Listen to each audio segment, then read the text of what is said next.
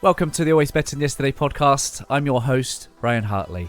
This podcast exists to equip and inspire your heart-centered leadership. Every week, we bring interviews with some of the greatest heart sets and mindsets on the planet. I hope the heartprint of our time spent together is that it creates new possibilities for you and all those you come into contact with. If you'd like to explore what we could make possible for you, then head to abty.co.uk/connect and book in a free 30-minute call to begin our journey together. I just want to express a huge amount of gratitude to our sponsors, Exhale Coffee. I have been a big fan of Exhale Coffee since meeting Alex and the team back in 2022. Exhale is the first coffee to be sourced, roasted and lab tested specifically to maximize its antioxidant and anti-inflammatory potency. An independent lab test has shown that 1 cup of Exhale Coffee has the same antioxidant power as 1.8 kilos of blueberries or 55 oranges. I'm a huge fan, and Mrs. H loves the decaf, especially because she knows that Exhale use the mountain water decaffeination process, which uses only pure glacial water from the highest mountain in Mexico and no nasty chemicals. Simply head to exhalecoffee.com/ABTY for your special offer. And lastly, before I introduce this week's guest, please do subscribe to the channel if you haven't already. It would really help us leave a greater heartprint on this world. On episode 298, what a joy it is to welcome my friend, my brother, Jason Johnson to the podcast. Jason is a husband, father, and a heart-centered leader with over 20 years of experience leading teams in the service industry across multiple states and cultures. At the core of Jason's success is his commitment to leading with heart influence, an approach built on the belief that people naturally want to do meaningful work and contribute positively when they're treated like human beings. By fostering cultures rooted in trust, respect, and open communication, Jason has consistently delivered high levels of engagement, retention, and performance.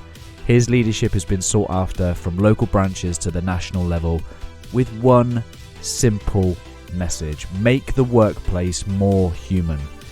Jason now shares his proven approach through coaching and consulting. You can learn more and get in touch with him at thehcleader.com.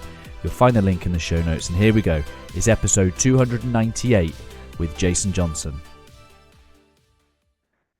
Jason Johnson, welcome to Always Better Than Yesterday podcast. How are you, my brother? Thank you, brother. It's so nice to be here. Yeah, I'm really looking forward to our conversation. You and I have had many conversations, but this is the first one properly to be recorded for the Always Better Than Yesterday podcast. And I'm really excited to share you with our community. This is about heart-centered leadership, and man, you like the embodiment of what it means to be a heart-centered leader. So yeah, I'm really looking forward to people hearing you, feeling you, and being inspired by you and your story. Thank you, brother. That's wonderful. Beautiful. You are obviously displaying a t-shirt right now that says courage. You know, people that are listening, you can go and head over. If you're a watcher, you want to go head over to YouTube. You know, courage is like, for me, it's about being in the world with heart, right? It's doing things with heart. And you've had the courage to label yourself the heart-centered leader. Your new website says as such. You are the heart-centered leader. Like, I'd love your perspective. Like, I'm just a lad here in England, and I'm, you know, my wife's always said I make shit up as I go along, right? So I've made up these words and these terminologies for what I believe heart-centered leadership looks like, sounds like, feels like. But let's take your perspective. What does it mean to be a heart-centered leader, mate? Yeah. So courage first, the shirt, right? Man, just I used to feel like courage was external. Like we had to have permission, like somebody had to pat me on the back and say, hey, good job. And then I recognized that I was doing a good job. And I'm like, okay, so the world wants more of that, right? Yeah. But courage comes from inside. And being, I don't want to sound cliche, right? But showing up as your authentic self, like showing up who you really are, not conforming to the world around you for acceptance. Just if you feel it, it resonates in you, then show up that way. There's 8 billion people in the world, Ryan. Your Mm. tribe is somewhere out there, right? Heart-centered leadership. So the heart-centered leader, um, man, gosh, it's a journey. I mean, those are words, but it's about coming from a place of being grounded, being aligned with yourself. You know, your gut, your heart, your brain, just attuned. You know, we communication. And I'm gonna jump around here. Communication's this frequency, right? You know, like when we think about right now, we're on a Zoom call and I'm on Wi-Fi, right? So my laptop is connected to a Wi-Fi, connected to a signal, a link that you sent me. So you said, this is the channel, brother. Click this link and we're going to be connected, right? So we find people in the world that way. Mm. Our hearts speak to each other. And, you know, people often heart-centered leader, heart-centered leadership. I think it's important to define some things. Um, and for I think for a long time, leadership has had, you know, look, I'm a 70s child. I was in my 20s in the 90s, just kind of getting a taste of adulthood and seeing the world around me. And there was a lot of command and control. Like I grew up thinking leadership is being the boss, giving direction, telling people what to do. And that's so far from the truth. Leadership is about being responsible for the environment in which people can function. Because look, I don't want to be the boss. I don't. I mean, if I had in that context of, Mhm. you know, Command and when I was control. command and control when I was in my 20s, like who wants to have the weight of making every single decision? I mean, you know, if you've got 10 people on your team, the reality is you've got 10 people that can make decisions versus you carrying all that weight and heaviness and that pressure. Like I don't have the energy capacity for that. Like I need to make room for some life things, you know, outside of making heavy decisions. That stuff weighs on you. Well, yeah, and I think, subjected to pressure is where we really, I think when life squeezes, what comes out? Well, whatever's on the inside, isn't it? It's whatever's in there. And Yeah. that's for me the context of the heart side of things is when pressure hits, what comes out? Is it wholeness or is it yeah, all sorts of qualities that cause harm to others?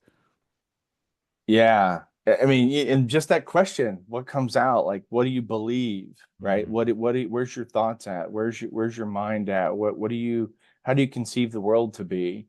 And I'll tell you, you know, as a kid, uh, I wonder a lot about the universe. Mm. And, you know, even as a child, I started like thinking, oh, the world's 70% water. Our bodies are 70% water. Now, whether that's completely true or it's directionally true, right?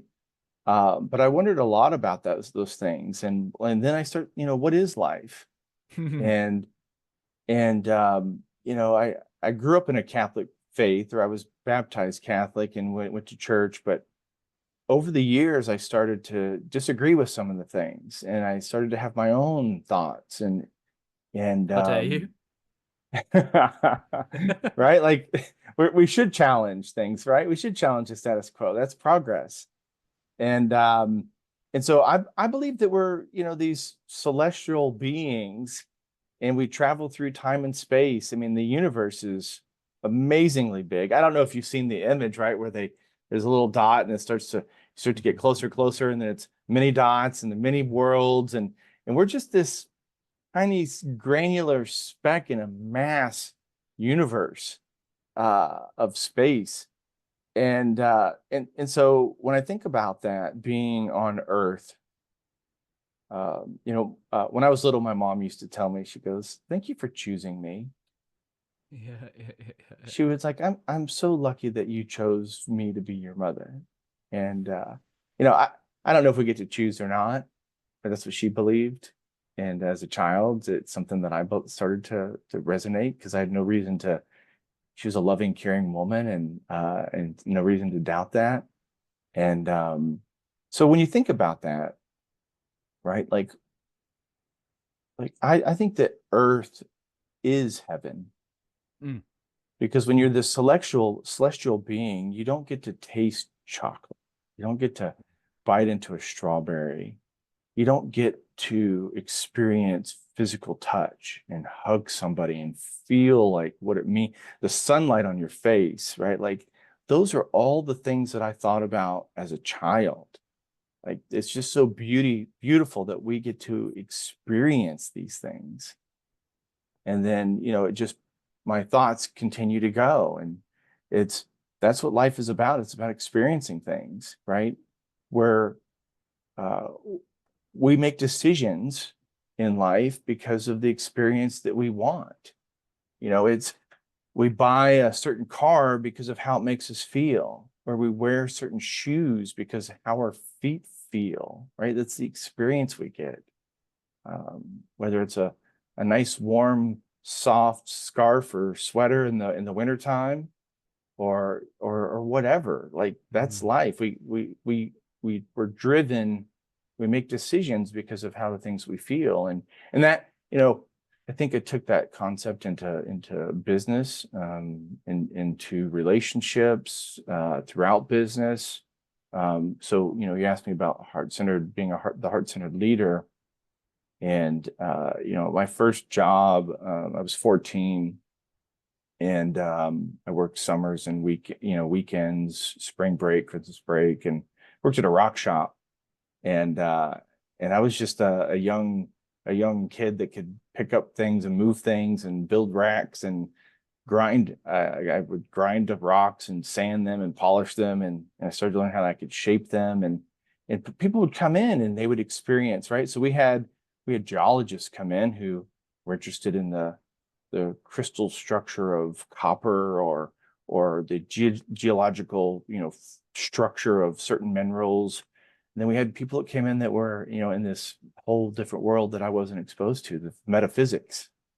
And they would be like, oh, the energy in here. And I kind of looked at them like, these people are kooky, you know, very strange. Mm. Um, and so that was my kind of my first experience to this thing of energy. And I talked a little bit about my mom, but my dad, his influence on me is, he has a mind of an engineer. He mechanically would build things and structures and build tools to fix tools. And he taught me that, everything's fixable. And if it doesn't work, break it. Or if it's broken, you can't re-break it. So just take it apart and see what it looks like inside. And growing up, he was always fixing everything, and he would, it's kind of like MacGyver. He would engineer things. And so very logical mindset is where I'm going Mm. with this. So I had this wonderful mother who had a heart of gold, and she spent her whole life caring for people. And I had a father who was very logical thinking, but creative. He would build things, right? So he had this creative mindset with logic. And so when I was, back to that first job and being around rocks, and I worked there for several years throughout high school and even after, people would come in and they would talk about these energies. And I started thinking about, quartz is something you find in watches. Okay, well, that makes sense. It's a timekeeper. It keeps a pulse. Uh, or copper is in our homes, it's a conductor of electricity, right? Electricity travels through copper. And then, I grew up in Arizona, and so there was all these Native American stuff, and you start looking at how they used to make their colors, and they would dye their clothes and paint, but they would take minerals and crush them up. And so anyways, I could go on and on about this stuff. But that's just the upbringing I had, was constantly asking why, or how does this work, or how is this connected, or that makes sense, right? Like those Mm. things. Yeah. So I just blabbered on a Do you? little No, bit. you're good. You're good. Because do you Yeah. think like because the question that a lot of people will have is like, once they've got past this heart-centered leadership, do I need it? Do I want it? Okay, let's just assume that people listening to a heart-centered leadership podcast are some way down that acceptance of Yeah. okay, I want it. The question is how? Am I born that way? Am I am I destined to a life of heart or mind, or and I guess, would you be able to pinpoint along the journey where you were refining? Was it, have you, would you say that you were a star seed that was always destined to be this heart center leader, or would you say that there's been a looking within, seeing what's there, refining and becoming, Yeah. what's your perspective on, can I become a heart center leader? Yeah, I don't think that it was something that I recognized and ran towards. I think it just, again, when I think about experiences, right? Like I always want wonderful experiences in my own life. And, I'm no different than the other 8 billion people walking around this earth. Everybody's a human, right? Mm. Everybody wants a positive experience. Sometimes life doesn't happen that way. Um, and so I before the age of 12, my family was intact and we moved around a lot. And I got very good at I got very good at adapting and changing because we moved so much. In the first 12 years of my life, I moved 8 times. Um, born in an army base in Germany, lived in South Georgia, Texas twice, Arizona twice, or 3 times. So just moving around a lot.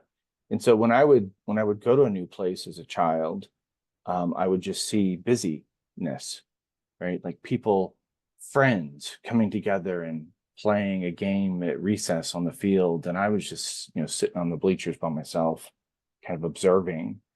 And and so I really didn't have time to conform, right? These people grew up together. They were a tribe and they did things together a certain way, and they built these relationships and these bonds, but I didn't have any of that. And when my parents got divorced when I was 12, I moved from San Antonio, Texas, 1,000 miles away, to Phoenix, Arizona, and my life started over. And I was like, okay, so I know I'm not moving anymore. And I mean, there was a lot that went into the divorce. I mean, I idolized my dad, and I felt like it was personal, right? I felt like I was being casted aside, and like I didn't have value or worth. And so I was in this kind of dark place. And I was fortunate enough to go to a seminar shortly after we moved that kind of helped me expand my perspective. As a 12-year-old, I learned about meditation and visualization and paradigms and paradoxes and life and energy and all this stuff. And so my mind was kind of blown as a 12-year-old. And I thought, man, I could be whoever I want to be. I can show up as my natural self. And so I started doing that, not knowing how to conform. I would just Mm. make decisions that felt natural to me.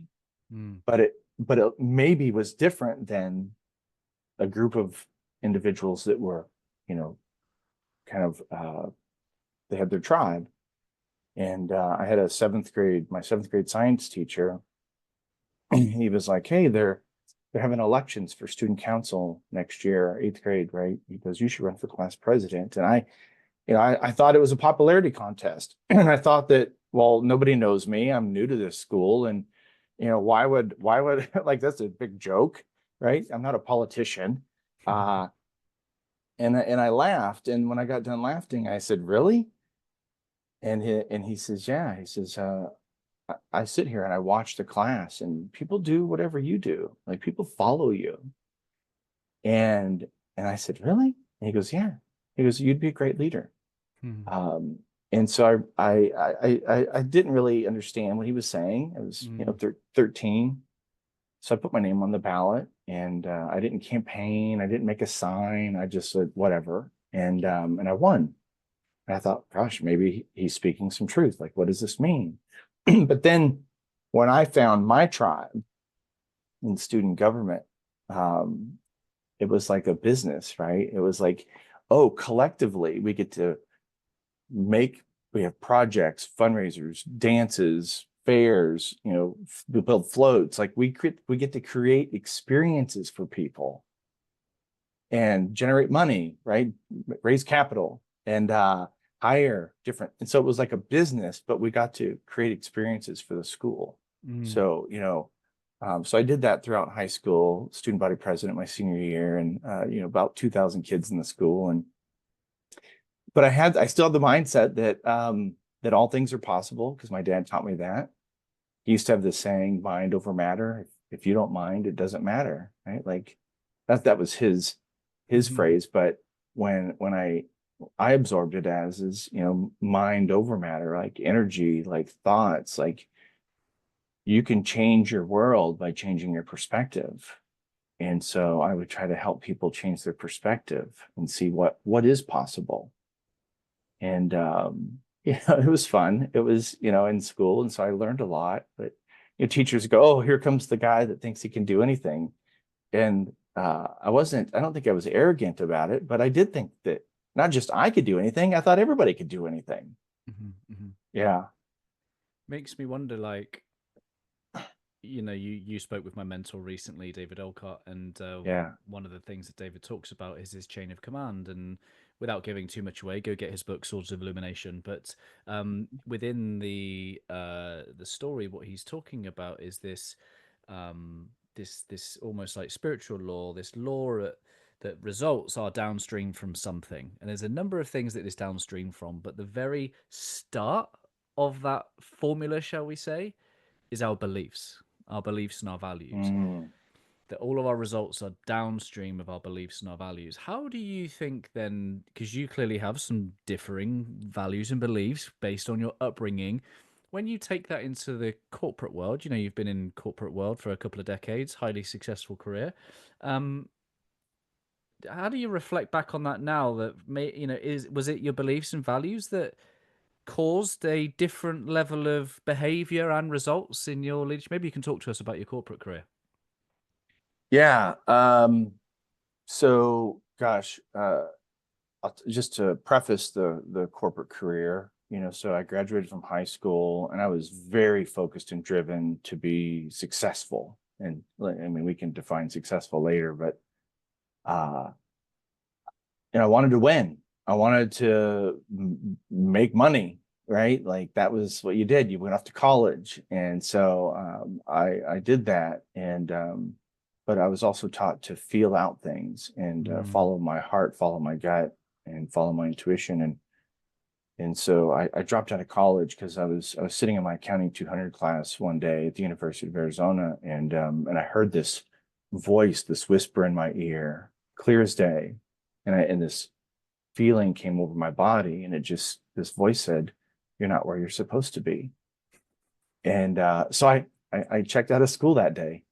I looked around and I saw a bunch of mathematicians, accountants. I was in an accounting 200 class, and I thought, and look, accountants are people too, and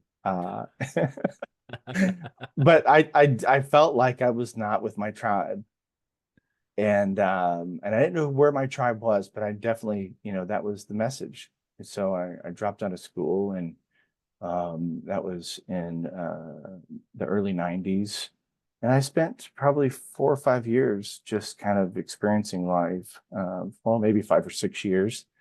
You know, as working in a rock shop for several years, I learned how to carve stone. And so I went on this sabbatical from life. I was just living in the moment.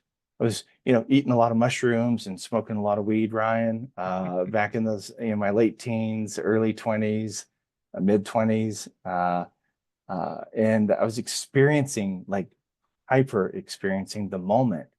And, you know, I had friends that were on that journey with me, and they were like, doing drugs to uh, feel wasted or whatever, right? Like, but for me, it was more about, it was like an experiment for me. I was studying what I was feeling and the behavior and the world around me. And so I really got exposure to this thing called energy, because look, I'm not an expert in this sort of thing, but it was almost like all of my ego just went away, and I was so in the moment. And so it was like life, I was chasing life Mm. when I went to college. And it was like I had this epiphany that I am life Mm. and life is around me. Life is inside of me. So like just be in the moment. And so I lived in that space for about 5 or 6 years. And so finally a good friend of mine, he's like, what are you doing? Like I was enjoying life, like probably a bit too much. And there was no direction. In fact, my mom even grabbed me one day and she's just like, people want what you have. People, because I was the fool that just kind of walked through into the room and everything was happy and Yeah. joyous, and I carried that with me. Uh and anyway, so a friend of mine just like, what are you doing? And he's like, hey, I've got a job for you. Because I would sculpt stone and I would get paid a nice amount of money, because I was usually commissioned to do that. And I would run out of money and then I would get a job, and I was waiting tables at the time, and waiting tables was miserable. I was a terrible server. It wasn't my lane. And but a friend of mine called me at the right time when I was in this down moment, and he's like, I got a job for you. Be here on this day and let's meet. And so I trusted him. I didn't know how much I was going to make. So I started this job as driving a route truck and servicing, customer locations, stocking refreshments and coffee and teas and creams and sugars and all this stuff. And it wasn't about making the money. I was still coming off of this, like my experience was about being in the moment, right? So I'd sobered up, but I was like, how do I take that into life? And Mm. so I would just go into client locations. I wanted them to have a positive experience. I wasn't focused on sales and working for a large corporate company, a large food service company. My boss one day, she's like, Jason, your sales are low. You got to sell stuff. That's what we're in business to make money. And I'm like, well, my customers just need love. And she didn't know what that meant. This is the year 2000. And Mm. my customers just need love. And that was kind of the end of our conversation. She gave me this look like I had two heads or something. And that was the end of it. And because I had just started my job, I'd been in it for a few months, and I was building relationships, building positive experiences, helping solve problems for people so that turning their experience into a positive one. And a few months later, that same manager came to me and she hands me this $2,000 American Express gift card. Yeah. She goes, congratulations, Jason, you won the contest. And she was like, it's $2,000 is the award. And I was like, what contest? Because I had no idea there was a contest. And and she's like, you seriously didn't know there was a contest? And so, What was the these contest? increasing sales on your route. And so I was the number one guy in the country, and we had like 80 branches in the country, and every branch had anywhere from 3 to 10 route drivers. And so there was a lot of people in this that could have gotten this award. And I was like, cool, right? Like $2,000. Okay, cool. But the point, she was starting to walk away, and I said, hey, do you remember several months ago when I told you my customers just needed love? And we had this kind of wink moment, right? Like, this is it. Like, people engage with you when you engage their hearts. Mm. And the same thing, I worked at a hotel, and so business, right? So I got promoted very quickly. And that's often what we do in corporate. We promote people who are high performers, and we say, oh, we're going to put you in charge of other people. And you did the job really well, so we're going to put you in charge of other people and help them do the job really well.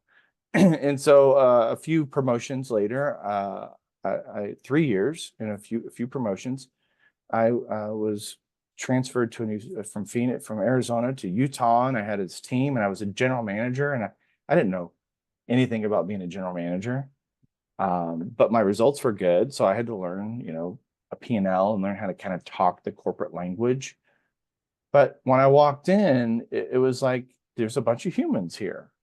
And, a husband, a father who likes to go hunting, and he lives in the country, and he happens to be a technician and he works on equipment.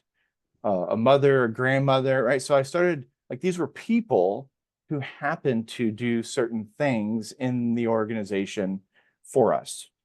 And so that's how I saw them. And so I would just, I wanted to know their stories, and so it just connected with their hearts. And we tripled our business in a period of time, and it led to another promotion.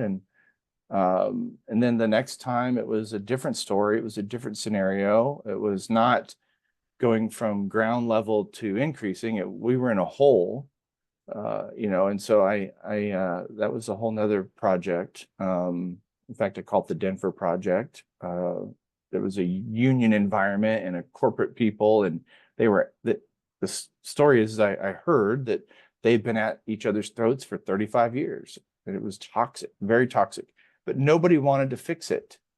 They just wanted to continue business. And I wanted to fix it because I knew that I knew there was a better way. And who wants to live like that? And everybody there was humans, and so I just started tearing the wall down brick by brick. And it was building bridges. And 18 months later, we were a wonderful family. And we celebrated holidays together, and we went to ball games together, and took our families to the park on the weekends, and had company events at the park on a Saturday. And but in the meantime, I neglected my family because I was so determined. And I had a wife and 2 kids. I have a wife still. I want to say I'm still married. After we'll be celebrating 23 years in June. But at that time, 10 years into our marriage, I was oblivious, and I didn't realize that I was giving everything and to trying to conquer and be successful and make things better, that I had neglected my kids and my wife, and that almost ended my marriage. And so that gave context to my story. And so it gave me a new experience. And I realized that my story was not uncommon. And so as I continued, so it went from being responsible for the environment and connecting with people to now it's just saying, I don't want other people to go through that. And there is a better way.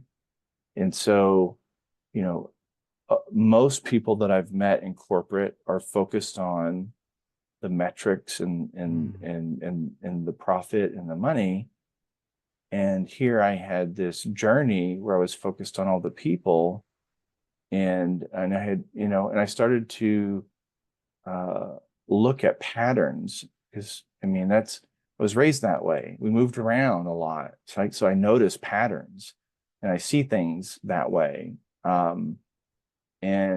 So I just decided that I was going to do things differently, and that there was going to be life balance, not just connecting with them at work, but who are the people in their lives that get to experience them when they go home. And so my mission at that point was, when Johnny goes home, or when Sarah goes home, I want the people in their lives to get a good version of them, and not take home what I was taking home to my family, right? The stress and the anxiety and the pressure, and because that's not good. So there's this ripple effect. And so I guess, back to your original question, Ryan, I've always been a heart-centered, driven human in that manner, but the journey to really figure it out, because look, being human is being flawed, right? So when I say I've always been heart-centered, I've always had that in me. I haven't always made heart-centered decisions, right? like I've made bad decisions. And that goes to failure, success. Let's define these things, right? When I was in high school, I had this affirmation on my mirror that said, "Failure will never overcome me as long as my determination to succeed is strong enough." And that's what drove me in high school. But I have to ask myself, what is failure? And what does it mean to succeed? And to some people, success is money. For me, it was happiness. Failure was not failing. It was a moment of learning opportunity, right? So if I were to, tell you, I would say that I've never failed in my life. I've made a lot of bad decisions, and some I'm still learning, and some that I would just step back and go, what went wrong, and how do I fix this, and how do I do it differently? And sometimes we repeat these behaviors over and over, and they keep showing up in life, right? Like I think you've said that, when somebody comes into my life that's causing anxiety, you're like, oh, God sent you an angel. And that's the truth, right? That's like this there's this thing that says, oh, what's going on internally with you, right? Like, what's your perspective? It's all an invitation, isn't it? It's all part of the path, and so much of this is about when you talk about your father's impact of mind, but also the impact of your mother and spiritual. When you put those two together, like the spiritual mind, like we create our experience through our perspective, through our beliefs, Yes. through our interpretations of those things, and yeah, like oh man, so powerful. And I think this is where it comes to what I said earlier around what's in the heart, what is in the qualities of the heart, because if you live life with courage, courage is emotional risk, and you and I share an experience at the age of 12. Yeah. When I started to look at my dark side of my behaviors, my flaws, my mistakes, where I was harming people, they inevitably came back to one or two core wounds. Right, the behavior is a downstream result of a belief or an Yeah. experience that I had, which had taken root in my heart as either a chamber that's been closed or resentful, fearful. And for me, that 12-year-old experience was one of abandonment, which then spans 20 years worth of belief of it's possible to be unloved and abandoned and not to belong. And then when I get human experiences that reinforce that, well, then it must be true. I'm unloved. I don't belong. So Yeah. in my heart-centered leadership unfolding, I came head to head with these two versions of myself. One who was exploring all my good qualities and my new awareness of what beautiful things I had to bring to the world, my purpose and my values, whilst also I had angels showing me my old programming. No, Hmm. you're chatting shit, mate. Art center leadership. What do you know about leadership? Abandonment, rejection, no belonging. Yeah. Two worlds collided. And for Yeah. me, like that courage had to be, oh, I need to make space for both of it to be able to. Because if I just fight that dark side, that's going to control me. It's going to come out in ways that I'm not controlling intentionally. I just wonder whether, because I had a conversation with Pat Lencioni on the podcast, and he is even going to that space, right? His Yeah. conversation was like, I mean, Ryan, I'm exploring wounds, and I'm like, okay, like cool, because the spiritual world is is doing that. The spiritual world and the business world, not so much. The business world, I don't think is like you were talking about love in 2000, right? We talk about love now. Okay, cool. We get it. It's 2025. Let's talk about leading with love. Still not fully open to it because we've got a lot of that masculine, hard kind of leadership that is too risky to go in with the emotions. Man, you start talking about wounds, everyone's going to think that workplace leadership is therapy. Mm. Yeah. But if a man or a woman is a product of their heart, it will have profound impact on the way that they lead their people. So it's just tricky, man. Like, are we really suggesting to go into corporate and go take a look at your shadow, go look at your wounds? Mhm. Well, what's your perspective on that? Yeah, that's a lot, man. I mean, look, uh, every corporate company talks about mental health. Now, everything is sparked because you're sometimes you're forced to talk about it, Mm, right? So it's like whether it's DEI or mental health, right? I mean, we have these things that mean things to people, and when you look at it and you start to dissect it, I mean, it's real. And, look, CEOs are humans too, right? Like, if I'm talking to her or him, this CEO of this company, what do you take home? What pressures are weighing on you? What is it that you want in your life? Because all the thousands of people that work for you are humans too, just like you, right? And they have the power and the ability to transform humanity, I believe. And that's a lot of pressure. But guess what? You signed up for the role.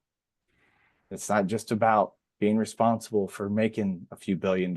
It's about being responsible for the people that are making you a few $1 billion, right? Well, yeah, and you talked about ripple effect earlier. Mhm. Leadership is one of those things that the more people you are responsible for, the wider that ripple goes. So in the policing terms, we taught the Lockhardt's exchange principle, right? Like every contact leaves a trace. While CEOs, leaders, big or small corporate organizations, family lead, whatever it is, right, wherever you're leading, people receive you. And I know that you talk about energy, right? So I love that Yeah. the imagery you use is like a heart with like a Wi-Fi signal going out both sides. Really symbolizes that signal Mhm. you're putting out. And there's so much research out there right now that talks about how like nervous systems are felt.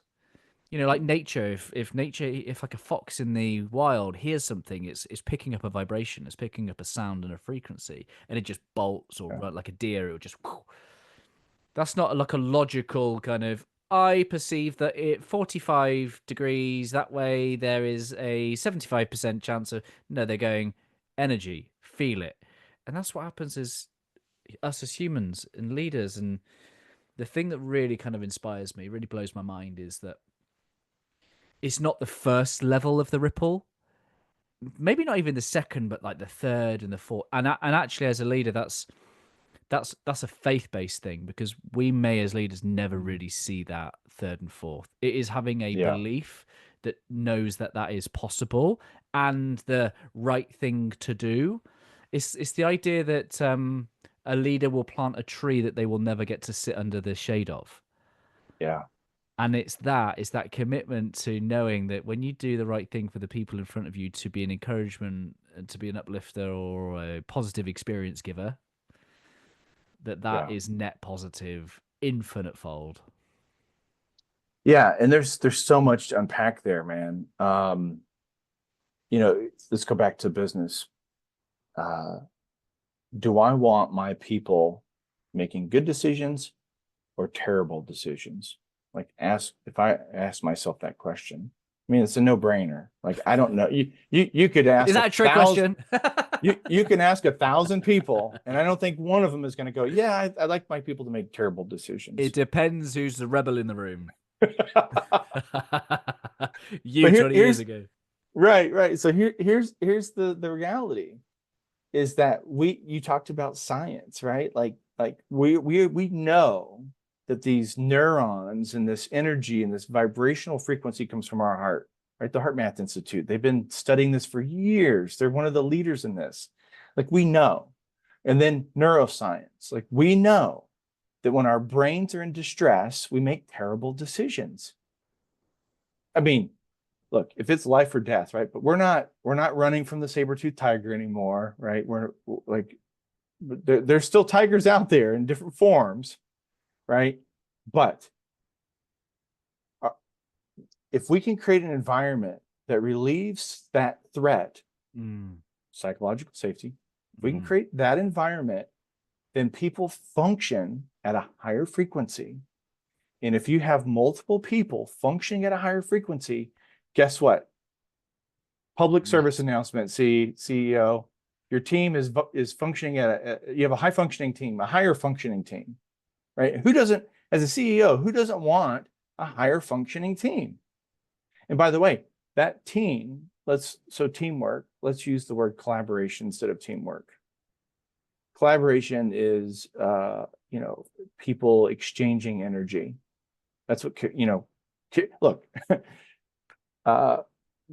we do these your voice surveys every year. And I think every big company does them. They survey their people and they want to kind of, it's a pressure test, right? Like what's the environment? It's, taking the temperature, figuring out what's working, what's not working. It allows for some honest feedback. They're generally, um, uh, you know, anonymous. And so I've worked in corporate for 25 years for two large companies, and both companies have done these surveys. And so, I'm just going to assume that, this is kind of normal in the world because these people live all over the world that take these surveys. Communication comes up as one of the number one things that needs to be fixed every year. So we have to ask ourselves, let's define communication. What is it? Right? There's verbal, nonverbal, physical, written. Well, communication is an exchange of energy. It's not sending energy, it's receiving it. It's listening, right? One mouth, two ears. Like all the stuff is there. So unless we know it, like we have all this knowledge, but you have to apply it. And so applying it would be changing the framework and that from what you were doing, right? Like what is it? You want different results, do things differently, the insanity, right? You can't expect different results by doing the same things. So we continue to do the same things. We just do more of it, or we do it louder, or we do it quieter, and we get the same results every year. And so if you want different results, and I think we do, then we have to do it differently. And so if that means, creating these micro moments within the workspace, right? You can't take a Model A Ford and turn it into a Tesla by just pulling the engine out and putting in a few batteries. You have to change it, the framework. And so to get different results, we have to do different behaviors. And based on what David was saying, to get different behaviors, we need new beliefs to support those behaviors, which means we have to fundamentally change the paradigm of what it means to lead. When you and I are talking, my policing background, leadership looks like rank and position, status, hierarchy. That the higher I go, the more I get the ability to be served, right? It's like I've earned I've pursued power, now I'm going to wield my power over you. Whereas I think what you and I are talking about is about empowering people, that the more responsibility I gain through my advancement, the more empowerment I create, and it's that's subtle, but it's a inverted paradigm. And I think that's the sort of things that you and I really represent in this world is we represent a new belief structure, a new belief pattern around what it means to be a leader. And the challenge for us is to stay within our hearts, because it's not for everybody. It's a courageous path. And our wisdom will tell us that we can't command and control and force anyone to do things that they don't want to do, nor should we. We can try, but we're going to be passing on suffering for ourselves and others. That's right. So I think, the best thing we can do is strengthen our own Wi-Fi signal, strengthen our own frequency. I've often said about my job is about putting up the Batman signal. Heart-centered leadership. Here's what it is. Here's how to become one. And it hopefully ignites a light or turns on the frequency of others. With every bit that you and I send out that signal, other people are just coming on, just tuning into that frequency, and bam, like they're shining that light too. They're shining that frequency, and for anybody listening that's on a similar path, may this dial in your frequency. May this continue to open up chambers of your heart and your mind so that you can get that alignment of that signal and that frequency. Yeah. You mentioned, beliefs. It takes a new belief to be introduced, and it is about perspective. It's one of the things I love. One of the analogies I love to look at is the glass that has water filled up halfway. And people go, is it half empty or is it half full? And my perspective is it's 100% full. It has half water and half oxygen, right? Like, there's a space there, but it's filled with something. And, before we met, Ryan, when I first heard you as a guest on another podcast, you Mhm. said something that just grabbed me, and it was Mm. leave space for the miracles. And we're chasing life all the time, and if we just leave some space, calm down, be present, life is all around us. I there's thousands of analogies out there, metaphors. I live in the country, and a little town in rural Texas. In fact, the little town is 3,000 people, and then I live 10 miles outside of that town, right? So it's this one lane highway, well, one lane each direction that you have to drive, and it winds through, and you pass farmhouses, and look, those roads are not well maintained. There's potholes. Uh, there's animals that cross, right? And so at nighttime, there's no street lights. So if the moon's not out, brother, it is dark. And the only thing you can see is what your headlights, right? What is lit up by your light. Hmm. And yeah, yeah. And deer cross, possums, all these animals, armadillos in Texas, right? Skunks, hogs, wild hogs, and there's potholes. And so we have to be able to navigate around, right? And if I know a pothole is after this certain curve, I know that it's there and that pothole's not going anywhere. I'm prepared. I slow down because I have a curve and then there's a pothole and I got to make sure no other cars are coming. So I don't see any other lights coming at me. And I'll cross over into the other lane and or navigate around it, right? Yeah, and then I know through my experience that on my 10-mile drive, there's creeks that pass by. And so we have little bridges that go over, and those where the animals travel because it's water. Like animals travel along the creeks because they want to stay close to water. There's not a sign that says deer cross here, and the deer don't go down to that sign. They cross wherever the heck they want to cross. And so you have to be aware, and there's lots of potholes and wild animals out there in life. And and there's lots of beauty, right? And so we just have to be aware of this thing, slow down enough to navigate them when they happen. We can't control them. I mean, we can fill the pothole with taxpayer dollars, right? And all this stuff. And we can, we can't control the animals. There are these other beings that are out there and their own tribes. And, so it's understanding how people function and how life functions and where the potholes are. And so life is like a country road. You got to slow Well, you started down. singing John Denver then. Yeah, yeah. Yeah. And in the dark, you have to shine your light. 100%, mate. And honestly, illuminate the path in front of us. And oh man, I was lost in the visualization. Lisa and I were at the absolute point where we'd love to come and spend time on the ranch, go and see some animals, and so I put out a little message to our community. So you've been journeying with our community for a long time, and Claire says, "Knowing that you've got a farm, Jason, what's your typical day like, and how does that routine influence your mindset as a leader?"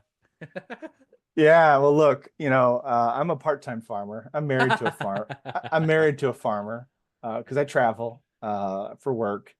Um, like I'm in the great city of Austin today. Um, but uh, life on a farm, it's a lot of work. It is a lot of work taking care of animals and mending fences and digging trenches because rain, systems. I mean, but life is like everything is work, right? And it doesn't get easier. Life doesn't get easier. You just get better at it. And so my wife, I love my wife. I always tell people she prefers dirt under her nails than polish on them. She's Amen. always in she's always in the garden. So she's growing food, and she has over 200 chickens Mm-hmm. that she tends to, and so she has a chicken business and eggs and birds. She sells both, and so I'm a weekend farmer. I help her, but look, it's putting that seed in the ground, and nature will give you rain, and sometimes nature will not give you rain. I mean, a couple of years ago we had a 100-day drought and we lost a lot of produce that we put in the ground. And then you have to pick and choose, and you know, how much water can you give it? How much can you provide shade, right? So it's like creating a greenhouse and trying to help control the environment and putting that seedling in the ground. And like you said, you plant a tree that you may not sit underneath, but you plant some vegetables, and we know that there's a germination period in 30 days or 60 days. So that's taught, it's being in nature, and caring for animals and plants. It certainly keeps a perspective right front and center with leadership, right? Yeah. Because it's being responsible for seedlings, people that are new to the organization, and being responsible, because like some of the plants, like we have blackberries, and the plant doesn't go away, it just produces every year, but every now and then you have to trim it back and you have to cut some stuff off for new growth. And so if that's seasoned employees, right? Like sometimes we have to forget things or let go of things because the time changes. And if we want new growth, you've got to make space for it. You got to make space for the miracles. Planning. Yeah, planning, everything, Yeah, a whole bunch planning, patience. watching the weather. Yeah, man. Yeah, I thank you for acknowledging the leave space for miracles. For anybody that thinks I'm some enlightened being, that, man, the reason that resonates so much with me, because I didn't leave space for miracles. It's this this law of contrast stuff. This physical and spiritual dimension giving us the experiences to go, is this me or is this not? Are these my people or are they not? If we don't take a step back and gain perspective and go, is this nudging me on my path? Is this who I am? Is this who I choose to be? That's the purpose of those, or invitation to see the events for that purpose. And for me, Yeah. 100% all everything I used to do was by my strength, by my will be done. And yeah, I never used to like the phrase "it is what it is." I used to arrogantly say "it'll be what I make it," which Good worked luck. until Good the luck. point it didn't. It really worked until it didn't, Until it and didn't. that's the wisdom, man. Leave space for miracles. Thank you for reminding me of that. I need to bring that front and center of my life more often than I'm currently doing. So thank you for the reminder. Absolutely. What's your future looking like, Jason? What's the heart and the mind vision for you, the heart-centered leader, and I guess 20 business CEO, business leader. What is it that you bring a solution to this year?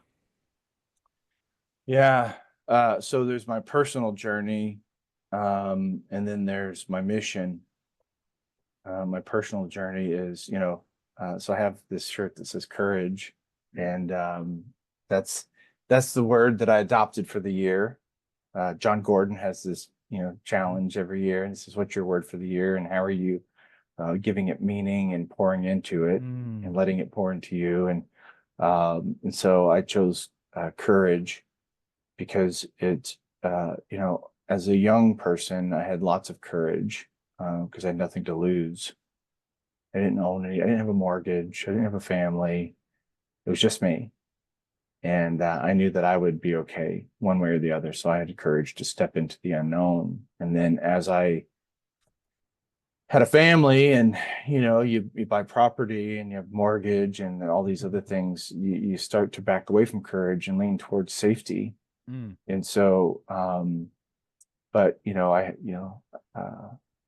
mentioned David Alcott, and I had a conversation with him not too long ago, and it reminded me, to step into those belief systems that everything I knew, he just kind of reminded me of some things, right? And it reminded me that the energy is everything is connected, and their mm, frequencies. And what frequencies are we putting out there? Am I putting mm, out the frequency of fear that I can't pay my mortgage, or am I putting out the frequency that I'm going to, show up as myself? The people, the eight out of the 8 billion people in the world, there's people that want to hear my message, I think there's people that need to hear my message, and I think there's Mm. people that want me to give my message because they're searching, right? If you have a question, there's 100 other people that have the same question, and they're looking for somebody to say it, and talk about it. And so that's my personal journey, is to remember who I was or am, Mm. and continue to show up that way. And Ryan, as I've been doing that recently, this year in 2025, things are unfolding for me. And you know, uh, just going back to being present. But now I'm a little wiser, right? I'm not just floating through life, and my mind isn't clouded like it was in my 20s. Um, so I'm more aware of things, and I'm wiser. I'm more experienced, and so I do have a sense to project, whether it's project energy, project strategy. Where am I going? Right? What's at the end of the road? Where do I want to be? And how do I show up every day to help? That's going to move me closer to that.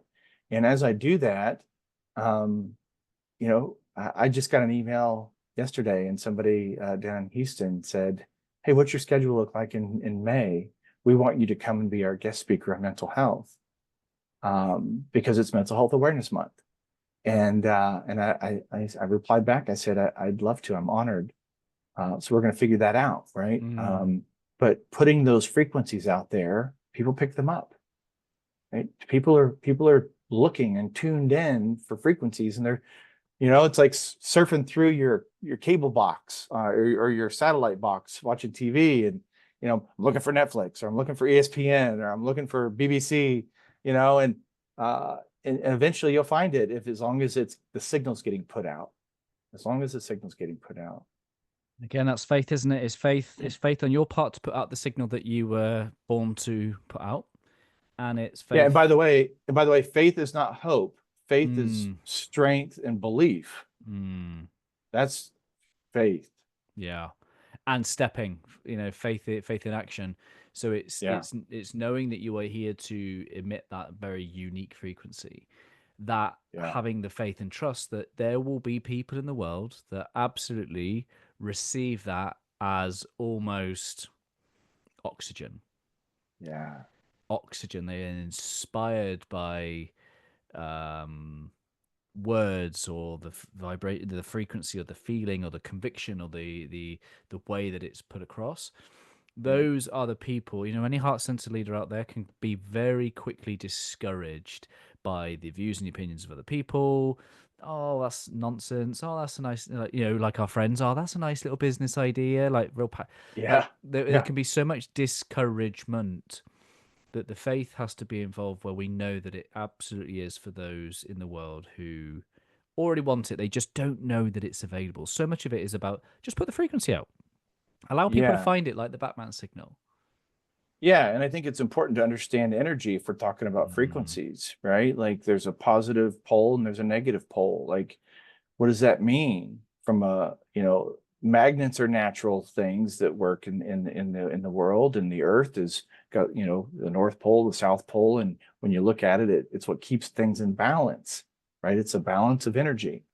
Do you And think there's a South our, Pole? yeah, I do. Santa probably doesn't live there, but I'm not going to share my opinion on whether I think there's a South Pole.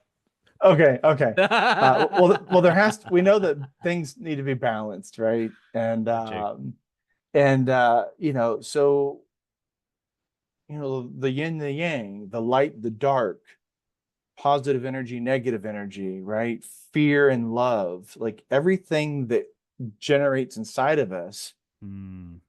comes from one of those two sources, because those are the two sources in our balance, Mm. right? Fear can save our life in a situation, right? Like if Mm.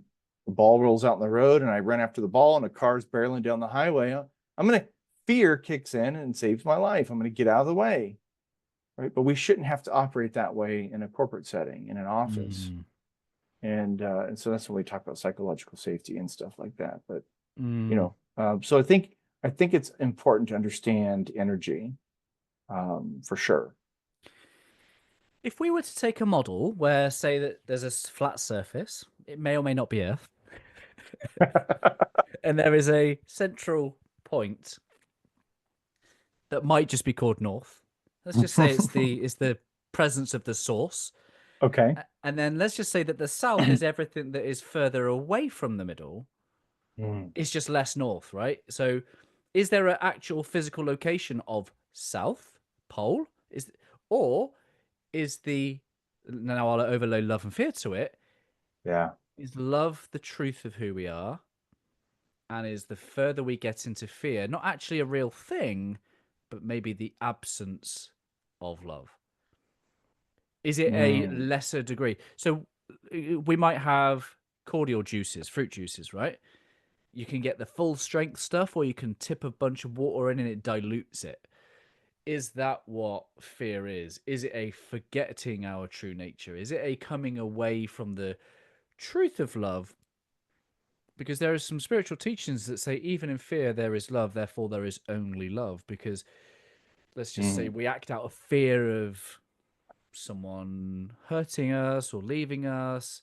The behaviors we might show are with an intention of love, staying in love, but just not being equipped to know how to do that, right? So, yeah, it's something to think Yeah. about, isn't it? I mean, it's like physical safety, right? Like if you're doing a job, let's say it's um, window washing on a skyscraper in New York City, right? And you're 75 floors up on the outside of this building. I mean, fear keeps us safe in that situation, right? The fear of not being tethered to a rope that's going to protect us if we slip causes love, safety, Yeah. care, right? So I think, that's what we're saying is that one kind of can navigate the other. Um, they work in unison. And so there's this balance of energy that keeps us doing what we need to do. Abby wants to know what you do for fun. Mm, man, uh, fun. I love knowledge.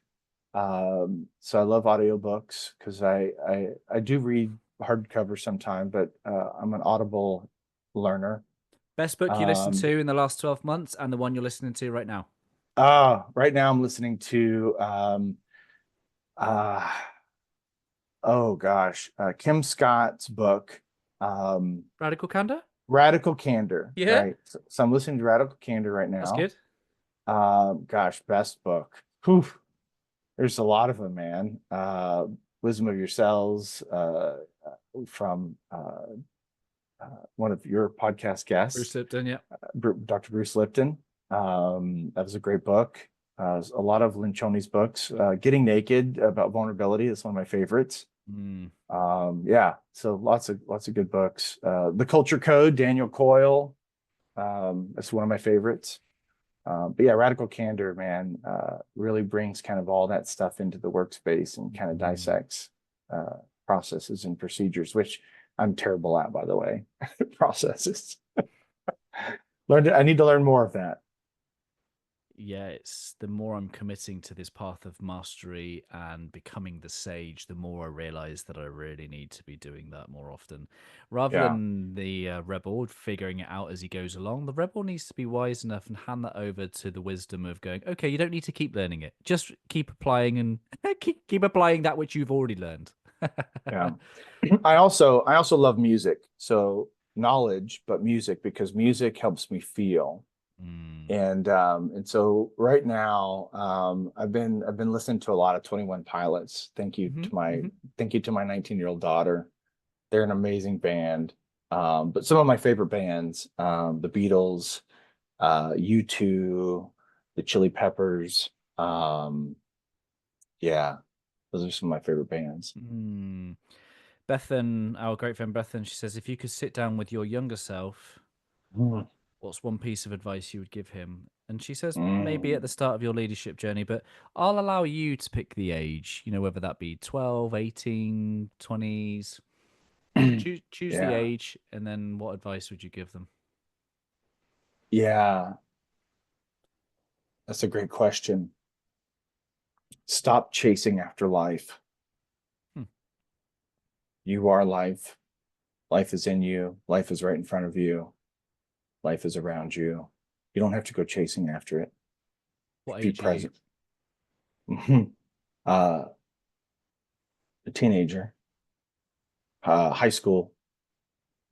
Can you give me an example of how that teenager would have responded to that wisdom?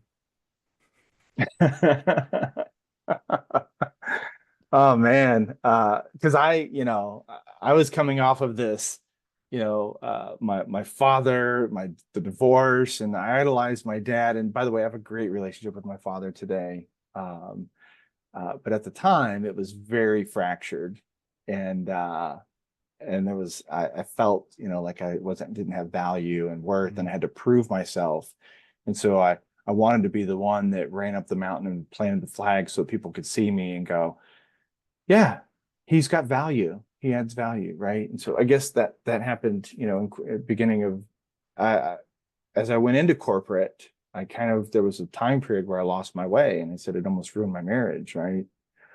So, Yeah.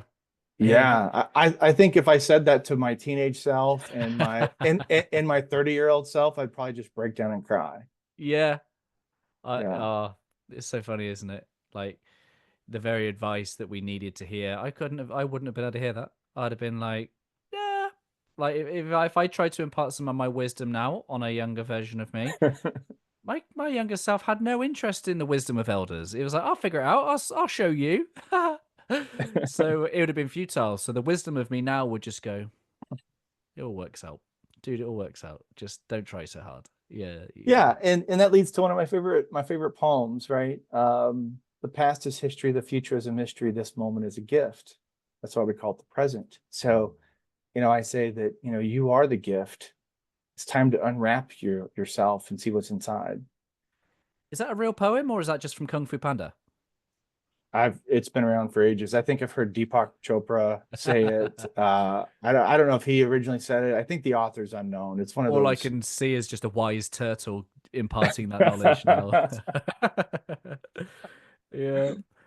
Um, Zoe says, when life gets hard, what's your go-to for clarity and grounding? I think music is a disruptor for me. Mm. Nature is a disruptor. So walking outside, change, right? If I want to change my thoughts, I have to change my environment, change my perspective, right? If I'm stuck in something, I've got to remove myself. So sometimes that's music. Allows me to feel and stop thinking, because that's important. And if I walk outside, I start to get connected with that grounding pull from the earth and the sunlight and the breeze and the birds. Like I prefer sunrises over sunsets, Yeah, because yeah, yeah. it's dark and quiet and peaceful, but then the world starts to come alive. Like the birds aren't chirping at 4:30 a.m., but at 6 o'clock when the sun starts to peak, or 7, whatever time of year it is. Yeah, sunrises Mm. help. Being present. Jason, I have a word I always spent yesterday. It's called heartprint. You may have heard it once or twice in your path and journey with us. The word really symbolizes everything we've talked about: the ripple effect, the impact, the life changing, both practical and the possible, the felt and the, metaphysical. Yeah.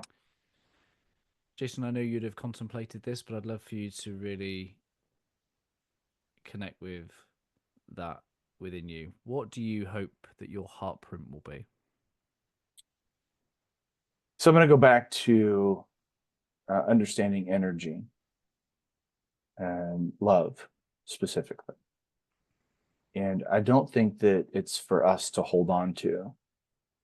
It passes through us, right? It's a greater force. We're all connected, right? We're these celestial beings.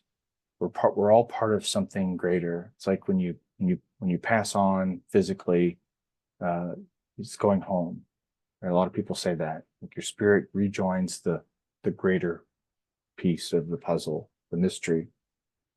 And so when I think of energy and I think of love, love is energy. And it's continuously in motion.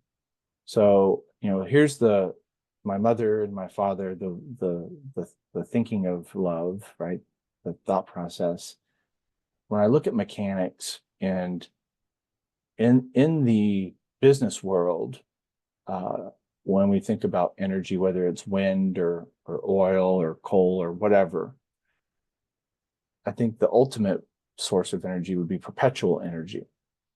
And there's people out there that are looking at perpetual energy and have looked at it for a long, long time. And here's the one thing that we know about perpetual energy. It's possible, but it needs a spark. And so for me, it's helping people find their spark and then not holding on to it, but continuously giving it away and allowing it to pass through them.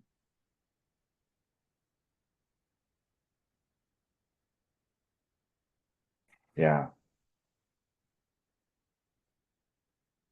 Where can people connect with you, mate? I spend most of my time on LinkedIn. I've got an Instagram account and a Facebook account. I haven't spent a whole lot of time. I set those up years ago because I felt like I needed to chase life and get out there in the world and be connected. And who knows, maybe I'll get back to those channels. But LinkedIn's where I spend most of my time. My website's fairly new because I'm still working at corporate, and so I'm dabbling into the Heart Center Leader. So it's thehcleader.com. So not a lot of activity there so far. It's relatively new. But yeah, LinkedIn's mostly where I'm at. Well, the world needs what you provide, my friend. You are the bridge between the world that is and the world that could be. And I gratefully appreciate walking this path with you, brother, as a brother on this mission of bringing more heart-centered leadership to the world. I'm doing it here, you're doing it there, and just the bounce of energy that we give each other to remind each other that what we have is valuable, it's needed. Yeah, it's a pleasure to be on this path with you, my friend. Yeah, people need people. Yeah, we need each other, and I'm grateful to have you in my life, Ryan. Well, my family are going to come and meet your family, and we're going to spend some time on that ranch. Maybe not in the 100 and ridiculous heat that you get in the summers, but maybe we'll come in the spring or the fall. But yeah, I look forward to that day, my friend. And that's the power of energy. That's the power of, whatever I said that day on that podcast that brought you into, our each other's awareness. And thank you, Heather Parody, for having the courage to do your thing and bring your light to the world. And so goes the ripple effect, right? Here we are. Yeah. Beautiful. Love it. Jason, the human connection. Right. Honored if you leave us a final thought from your good self, mate. Well, I'm going to go back to what I said a minute ago. Stop chasing life. Look at what's in front of you, look what's inside of you, and do more of that. Appreciate you, brother. Yeah. Thank you. Hey my friends, thank you for making it to the end. I hope that our time spent together today has left you a little bit better than before you push play. I'd really appreciate if you just took a moment to leave a review to allow me to meet more people where they are and hopefully leave them a little bit better too. If you're curious to know how I, through Always Better Than Yesterday, can serve you, your team, your organisation, then head to alwaysbetterthanyesterday.com to connect.